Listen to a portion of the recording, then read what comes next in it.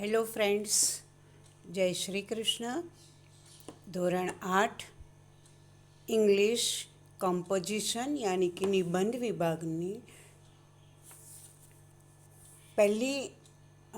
પહેલા ચેપ્ટરમાં મેં પહેલા વિડીયોમાં તમને કોમ્પ્રિહેન્શન યાની કે અર્થગ્રહણમાં બે કાવ્ય, પહેલી એક્સરસાઇઝના બંને કાવ્યો, બીજી એક્સરસાઇઝના બે ગ્રાફ શીખવાડ્યા હતા. અને આની પહેલાં હું ત્રીજી એક્સરસાઇઝ યાની કે વાર્તાના આધારે પ્રશ્નોના ઉત્તર લખો તે આની પહેલાં મેં મૂક્યો છે વિડીયો, બરાબર. તો એમાં મેં કહ્યું હતું કે બે વાર્તા સમજાવીશ અને એના પ્રશ્નોના જવાબ લખવાના, પરંતુ હવે આપણી પાસે બહુ સમય નથી, કારણ કે હવે આપણે બીજા સેમેસ્ટરનો અભ્યાસ શરૂ કરવાનો છે. એટલે વાર્તા એક જ લીધી છે ત્રીજી એક્સરસાઇઝની, એ આગળ મેં મૂકી છે, ધોબી અને તેના ગધેડાની વાર્તા.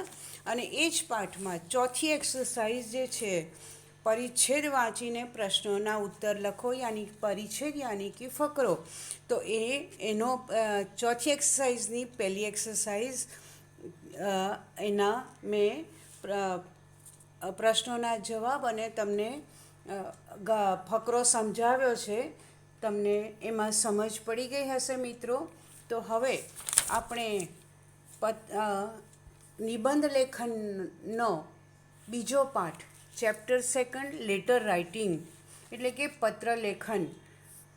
આમ તો મેં આગળના વિડીયોમાં કહ્યું હતું કે પત્ર લેખન પૂછાતું નથી, પરંતુ આપણે 9માં જ્યારે આવીશું ને ત્યારે હવે પહેલાં શું હતું કે પત્ર લખતા હતા, પરંતુ હવે ઈમેલ દ્વારા આપણે પત્ર લખીએ છીએ, મેલ દ્વારા કોમ્પ્યુટરમાં. તો પત્ર કેવી રીતે લખાય એના માળખાને સમજવું ખૂબ જરૂરી છે. તો અહીંયા પત્ર લખવાનું માળખું કે કેવી રીતે લખવો એની કેટલીક સૂચનાઓ હું તમને સમજાવું છું. તો દરેક પત્રમાં 4 વિભાગ હોય. તમે ઈમેલ લખો કે પત્ર લખો, એમાં 4 વિભાગ હોય.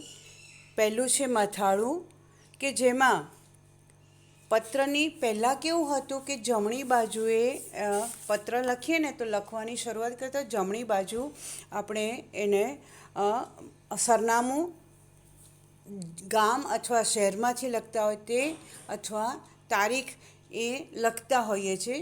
પરંતુ હવે ટ્રેન્ડ બદલાઈ ગયો છે. હવે આમાં તમને સ્ક્રીન પર દેખાતું હશે. હવે ડાબી સાઈડે મેં એડ્રેસ લખ્યું છે, બરાબર. તો એ પહેલો ભાગ મથાળું, ત્યાર પછી બીજો ભાગ. પહેલાં હું તમને ચાર ભાગ કહી દઉં ને પછી સમજાવું. તો પહેલો ભાગ છે મથાળું, બીજું છે સંબોધન, ત્રીજું છે પત્રનું મુખ્ય લખાણ અને ચોથું છે સમાપન. તો હવે આ 4 વિભાગોમાં કેવી રીતે લખવું, તો પહેલાંમાં મેં તમને સમજાવ્યું એમ પ્રમાણે કે પહેલાંના જમાનામાં પહેલાંની પદ્ધતિ કેવી હતી કે જમણી બાજુ પર આપણે લખતા હતા સરનામું અને તારીખ, અને ઉપર નામ નહીં લખવાનું મિત્રો, ઉપર નામ નહીં લખવાનું, ફક્ત ને ફક્ત સરનામું. પછી બીજો ભાગ છે એ સંબોધન, એટલે કે આપણે કોને પત્ર લખી રહ્યા છે તે. તો જેને પત્ર લખતા હોય તો એને સંબોધન કેવી રીતે લખાય. જો મમ્મી, પપ્પા, કાકા, કાકી, ભાઈ, બહેન કે મિત્રને લખતા હોય તો માય ડિયર લખી શકાય. My dear father, my dear mother, my dear uncle, my dear sister, my dear friend. અથવા ફ્રેન્ડ ન લખવું હોય તો નામ લખી શકો, બરાબર છે, કે માય ડિયર રાધા. તો એવી રીતે લખી શકાય. અથવા શિક્ષક કે આચાર્ય હોય, જો ફિમેલ હોય તો મેડમ અને મેલ હોય તો સર, એટલે કે પુરુષ વ્યક્તિ હોય કોઈ તો એમને સર લખીએ. Respected sir, respected madam. અથવા કોઈ ઓફિસમાં આપણે પત્ર વ્યવહાર કરવો છે, કોઈ કાર્ય અંગે કોઈ એપ્લિકેશન લખવી છે, તો ત્યાં પણ આપણે રિસ્પેક્ટેડ સર અથવા રિસ્પેક્ટેડ મેડમથી લખીએ. ત્યાર પછી ત્રીજો ભાગ છે પત્રનું મુખ્ય લખાણ. આપણે કયા હેતુ માટે આ પત્ર લખી રહ્યા છે, તો એ પત્ર ક્યારે લખાય? તો સંબોધનની નીચેની લીટી બાજુમાં ને બાજુમાં નહીં લખવાનું. તમે અહીંયા મિત્રો જોઈ શકતા હશો માય ડિયર દેવને, એની પછી નીચેની લાઈનથી મેં શરૂ કર્યું છે. તો એ રીતે જો પત્ર લાંબો હોય તો ફકરા પાડવાના, અને નાનો હોય તો એક ફકરામાં પૂરો કરવાનો. ત્યાર પછી સમાપન, યાની કે આપણે પત્ર પૂરો કરવા જઈ રહ્યા છે, તો કોણ પત્ર લખે છે એ લખવા માટે આપણે જેણે પત્ર લખ્યો છે એને માટે વિદાય વચન કે your sincerely, your loving, your obedient, એવી રીતે અથવા આપણે મમ્મી પપ્પાને લખતા હોય તો યોર લવિંગ ડોટર, યોર લવિંગ સન, ભાઈ બહેનને હોય તો યોર લવિંગ બ્રધર, યોર લવિંગ સિસ્ટર, કાકા કાકીને નેફ્યુ અથવા નીસ તરીકે લખાય. પછી મિત્રને હોય તો યોર સિન્સિયરલી અથવા યોર લવિંગ, અને શિક્ષક કે આચાર્ય કે કોઈ સન્માનનીય વ્યક્તિને આપણે લખતા હોય તો આપણે યોર ઓબેડિયન્ટ અથવા યોર ઓબેડિયન્ટલી લખી અને આપણું નામ. હવે આપણે પત્રમાં નામ લખવાનું હોતું નથી, તો એની જગ્યાએ XYZ પણ લખી શકાય. ઓકે, આ રીતે આપણે પત્ર 4 વિભાગમાં લખવાનો છે. અહીંયા તમે જોઈ શકશો. હવે ચેપ્ટર 2 લેટર રાઇટિંગ, એટલે કે પત્ર લેખન. મેં તમને કહ્યું હતું ને કે નિબંધના પણ પ્રકાર છે જુદા જુદા. આ બીજો પ્રકાર છે લેટર રાઇટિંગ. તો write a letter to your friend inviting him. છોકરો હોય તો હિમ અને છોકરી હોય તો her, for your birthday party. હવે પોઈન્ટ્સ આપેલા છે, એટલે કે પત્ર લેખનના મુદ્દાઓ આપેલા છે. When is the birthday, friends invited, program, music, sing, dance and play. હવે પત્રની શરૂઆત મેં અહીંયા એડ્રેસથી કરી છે. તમે તમારું એડ્રેસ પણ લખો, નામ નહીં લખવાનું. તમારું એડ્રેસ લખી શકો છો, તારીખ પણ તમને જે લખવી હોય તે લખી શકો છો. એ એડ્રેસ અને તારીખ લખ્યા પછી આપણે મિત્રને પત્ર લખવાનો છે, માટે આપણે લખીશું માય ડિયર દેવ. મેં દેવ લખ્યું છે. તમારે તમારી બહેનપણ, છોકરીઓ હોય તો બહેનપણીનું નામ લખી શકો છો, છોકરાઓ હોય તો તમારા ફ્રેન્ડનું નામ લખી શકો છો. બરાબર, એટલે બીજો ભાગ પૂરો થયો. હવે આપણે ત્રીજા ભાગ પર આવીએ. આપણે ત્રીજા ભાગમાં શું કરવાનું છે? આપણે આપણા મિત્રને આપણી બર્થડે પાર્ટીમાં આવવા માટે આમંત્રણ આપતો પત્ર લખીએ છીએ.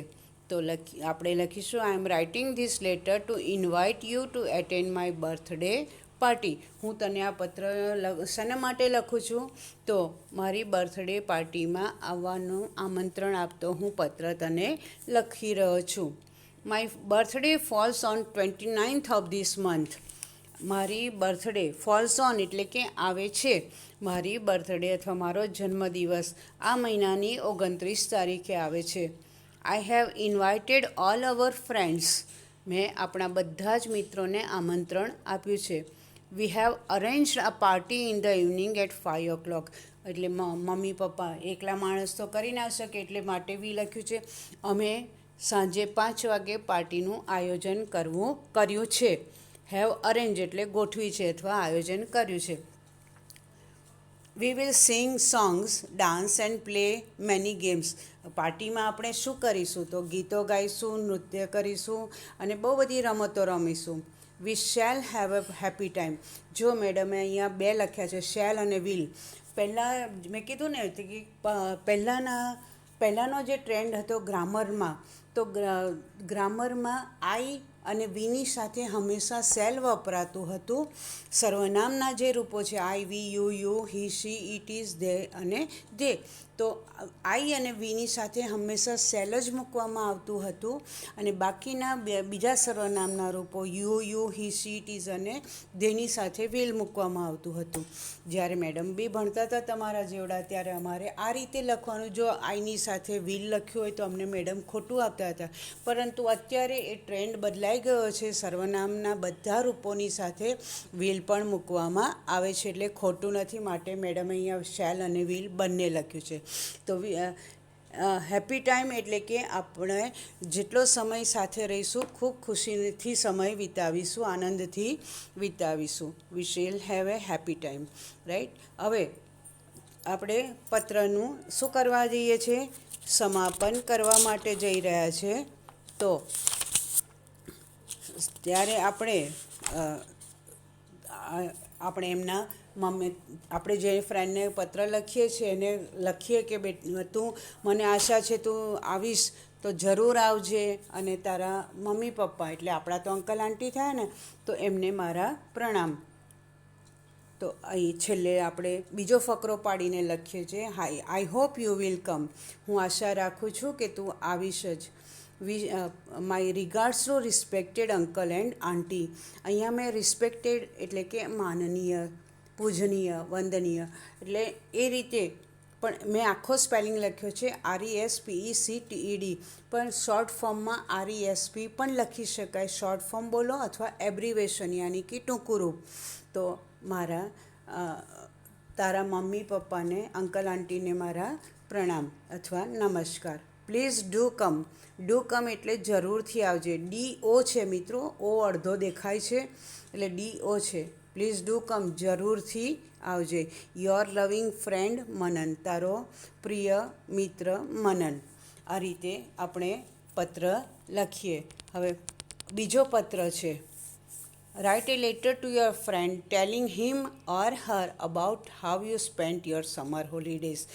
વેકેશન હમણાં જ પત્યું છે, તો એટલે અત્યારે નહીં મિત્રો, આ તો પહેલી સેમેસ્ટરનું છે ને, એટલે તો તમારે તમારા મિત્રને પત્ર લખવાનો છે કે તમે વેકેશનમાં સમર વેકેશન કેવી રીતે વિતાવ્યું એ વર્ણન કરતો પત્ર તમારા મિત્રને લખો. તો પત્રના પોઈન્ટ્સ છે, વેર યુ વેન્ટ, તમે સમર વેકેશનમાં ક્યાં ગયા હતા, વિથ હુમ, કોની સાથે ગયા હતા, how long you stayed there, તમે કેટલો સમય ત્યાં રહ્યા, વોટ યુ સો, તમે શું શું જોયું, હાઉ યુ એન્જોય, તમે ત્યાં કેવી રીતે મજા કરી, એ બધું લખવાનું છે. ઓકે, તો આપણે આગળ જોયું એ જ પ્રમાણે અહીંયા પણ એડ્રેસ આપણે લખવાનું છે. ડાબી સાઈડે જે જગ્યા આપી છે એમાં, તો અહીંયા મેં લખ્યું છે એડ્રેસ, તમે તમારું એડ્રેસ લખી શકો છો. 15 Sherdi Nagar, near Shri hospital, Harni Warasiya ring road, Vadodara, 6th June 2019.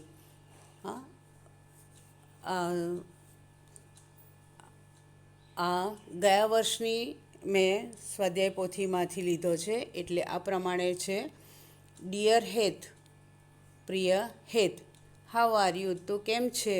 During the summer holidays I visited my grandparents in આનંદ.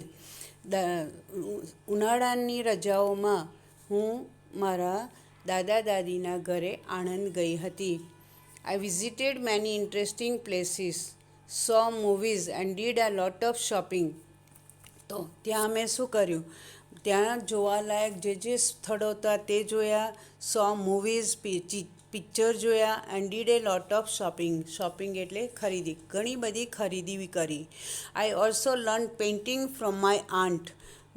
હું મારા કાકી સાથેથી પેઇન્ટિંગ પણ શીખી. It was good fun. બહુ મજા કરી હતી ત્યાં આણંદમાં દાદા દાદીના ઘરે. How did you spend your summer holidays, તે તારી ઉનાળાની રજાઓ કેવી રીતે વિતાવી? Write to me about it, મને તેના વિશે લખીને જણાવજે. My regards to uncle and aunty, મારા અંકલ આંટીને મારા પ્રણામ. યોર લવિંગ ફ્રેન્ડ હીર. ઓકે, અહીંયા છોકરીઓના નામ લખ્યા છે, આગળ મેં છોકરીઓના નામ લખ્યા છે. મિત્રો, આ રીતે આપણે પત્રલેખન લખવાનું છે. ત્યાર પછી મિત્રો, પછી આપણે ત્રીજા ચેપ્ટર પેરેગ્રાફ રાઇટિંગ એટલે કે નિબંધ લેખન. તો નિબંધ લેખનમાં તમે તમારી ગ્રામરની ચોપડી ખોલજો. એમાં પેરેગ્રાફ રાઇટિંગ પેજ નંબર 52 પર છે. એમાંથી હું જે નિબંધો બોલું ને એ તમે તમારી નોટમાં લખી દેજો. મેં તમને જેમ ગ્રામરના ચોપડામાં નિબંધનો જે ભાગ બનાવવાનું કહ્યું છે એમાં આ નિબંધો લખી દેજો. તો નિબંધ number first, my best friend. પછી નિબંધ નંબર થર્ડ, માય સ્કૂલ. નિબંધ નંબર 6 આ વિઝિટ ટુ એ ફેર, કારણ કે આપણે ફેર વિશે વિઝિટ ટુ એ ફેર કોણ ગયું હતું? ટીના હાલોલ અને વડોદરાના મેળામાં ગઈ હતી, એટલે આપણે એ લખીશું. અને ચોથું છે ધ પીકોક, એટલે કે મોર. My favourite bird the peacock. આમ 4 નિબંધો તમારી નોટમાં મિત્રો નિબંધના પોર્શનમાં ચેપ્ટર 3 લખી અને પછી એ 4 નિબંધ લખી દેજો મિત્રો. આમાં આપેલા છે એટલે હું લખાવતી નથી. ત્યાર પછી ચોથો અને પાંચમો પાઠ આપણે નેક્સ્ટ વિડીયોમાં મૂકીશું. અને ત્યાર પછી આપણે શાની પર જઈશું? પાછી ટેક્સ્ટ બુક, સેમેસ્ટર સેકન્ડની જે ટેક્સ્ટ બુક છે એની પર જઈશું. મિત્રો ન લાવ્યા હોય તો લાવી દેજો. C you in the next video. Have a nice time. જય શ્રી કૃષ્ણ મિત્રો.